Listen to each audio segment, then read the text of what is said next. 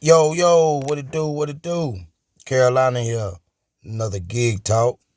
Want to talk about this thing they got going on in Minneapolis, and so they're looking to get rid of rideshare if they don't meet the mayor's proposal, and so he's proposing for more money, and gives a good logical breakdown on um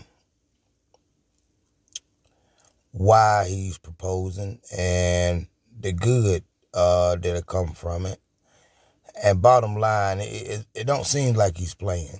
You know what I mean? But it do seem like he's fighting for the people. You know what I'm saying? So, we're going to take a look at this. And please like, share, subscribe. Leave your comment. Let me know what you think. But again, Ride Chef could be banned out there in Minneapolis if they don't come to some kind of agreement soon. So let's check it out. Tell me what you think. Good afternoon, everyone. So we got two topics for today. The first one that I wanted to bring up was the ride-sharing ordinance, which is involving a very important legislative action that is likely taking place at the full city council meeting tomorrow. First, I want to give you my position. I support more than doubling the rate of pay that drivers for rideshare companies are able to make. I support making sure that the work that they do is valued and that they're able to get the compensation that is indicative of the hard job that they have. Now, the council wants to take that pay even further to a rate where Uber and Lyft would effectively leave the city. Okay. Now, the council want to, take it to the point that they're getting rid of them. But he's looking at it, give them a little bit more money. You know what I'm saying? Pay them fairly. And possibly we can work out an agreement. Let's continue. Not only would that not do any good for the drivers because it doesn't do any good to get a pay raise if you no longer have a job, but it's also very problematic for residents of our city and tourists, people that use ride-sharing service in some form. This is people with a disability. It's people of lower incomes that can't necessarily afford to buy a car, and when public transportation doesn't work in full, they need a mechanism from getting from point A to point B. That's right. This is for people that work odd hours at times that just need to be able to get to a job or place of work without an automobile. This is also for tourists, people coming to our city for a convention or otherwise that show up at MSP and need to get to a hotel or their convention center. All of these are ways that rideshare is ultimately used. And if this were to leave our city entirely, yes, of course, it's a big problem. Now, importantly, we don't need to choose between giving drivers a necessary raise and continuing to have Uber and Lyft in our city. We can do both of these things at the same time. If we engage all of the different entities involved, that's drivers, riders, and rideshare companies like Uber and Lyft, we're able to strike a balance and meet the necessary goals that I think that we all share. Now, I'm going to make a prediction, and I said this yesterday, and I hope that I'm ultimately wrong, and that prediction is that the city council is going to move forward with the exact same dollar figure, the exact same rate of pay that I vetoed about a half a year ago. Half a year ago, I told city council members that I was willing to dramatically, in fact, more than double the rate of the pay, and I would sign such an ordinance into law. Double the pay. Let's do it. I sat down with city council members. We provided emails documenting exactly what we were willing to support and what we weren't willing to support. We met with all of the different stakeholders, from rideshare companies to drivers to riders, to try to find legislation that would ultimately work. The members of the city council that drafted the policy did not do the same thing. They did not engage with all of the stakeholders that are involved. And because of that, I have concerns that the ordinance that is being brought forward lacks balance and could potentially result in Uber and Lyft leaving the city entirely. Now, we may have the votes to be able to. Now that's deep. Because the biggest thing is to come to agreement keeps people working, and you know what I'm saying? It evolves, it builds. People figure out other ways to make it work. But to eliminate it could hurt, the giggers out there in Minneapolis. And, after a while, you develop a technique and a way of life and base it off of, rideshare or any type of job in the gig community. You know what I mean? So I think that's real big, man. Sustain a veto override. We may not get overridden, thus, of course, keeping Uber and Lyft in the city, but that would not result in drivers getting the necessary bump in pay that I think we all support. So rather than have this back and forth ordinance put forward, followed by veto, followed by override or not override, we could agree to agree on both increasing the driver pay, in fact, more than doubling the rate of pay, and keeping this very important service in our city. This is what public service is all about. It's about balancing a bunch of different interests for the sake of the ecosystem that is the city of Minneapolis. And so that's what I'm pushing for right now. That's what I'd like to see. I don't know if legislatively we're going to be able to get there, but I just want to call out ahead of time that there is a route to do this right. Mm-hmm. With that, I'll open it to any questions you might have.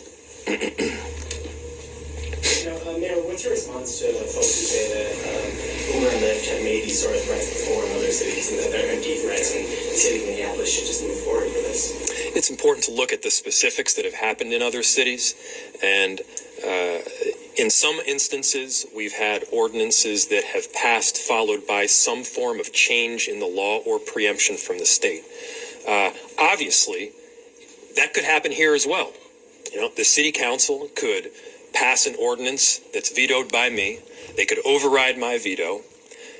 Uber and Lyft could leave the city, and a month and a half later, the state could preempt us by lowering the rate of pay that the city council had since authorized. And then, of course, Uber and Lyft would come back to the city. The important thing here is I think the conversation has been made far too simplistic. This is not about do you support driver increase in pay or not support driver increase in pay. I think we would all agree that there is a rate out there. We can argue about what the rate is, but we can all agree that there is a rate out there at which the ride-sharing companies will say, this no longer works, we're losing substantial money, we're out. I say that not because I care about Uber and Lyft's bottom line. I don't care about their bottom line. I do care about having this service in the city. I do care about getting drivers paid more money. And I do care that the service itself is actually affordable to people that need it. Seeing like Uber and Lyft in the city of Minneapolis is in a strange entanglement. But it makes sense. You know what I'm saying? I'm with the mayor. But also, Rideshare has to realize that without these cities and towns across, the U.S., there will be no rideshare without the people. And so I feel that they should come up with some type of logical agreement, voted in and let the people keep working. But we're gonna pay attention to it a little bit more, and then you can leave your comments and tell me what you think. There are other cities throughout the country where the median salary of riders is 15% above the area median income. What we've seen here is that the average annual take home for riders is about 15 to 20% below the area median income. So in other words, low-income people are using rideshare more often in the city of Minneapolis than they are in other places. Additionally, and I've said this before, We need to be making our decisions based on data. We can't be making assumptions. We need to be making these decisions based on data. In the coming week or two, like in the very near future, the state of Minnesota will be issuing a whole boatload of data that gives real analysis and information about how much drivers are actually making, where they're making that money, and potentially how to better craft an ordinance around it. We should use that data in creating an ordinance. Now, I have a figure that I've put forward that I believe we know will both increase the rate of pay for drivers, and we hope will keep Uber and Lyft in the city. But again, the data is about to come out. I think it makes a lot of sense to listen to it. All right. So,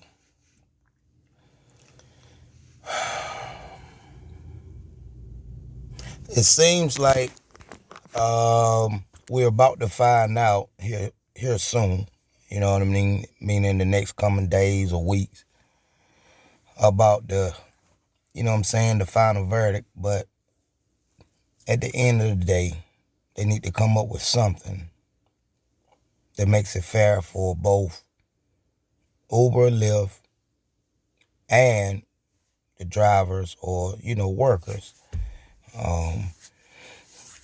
I really, the only thing I'm more,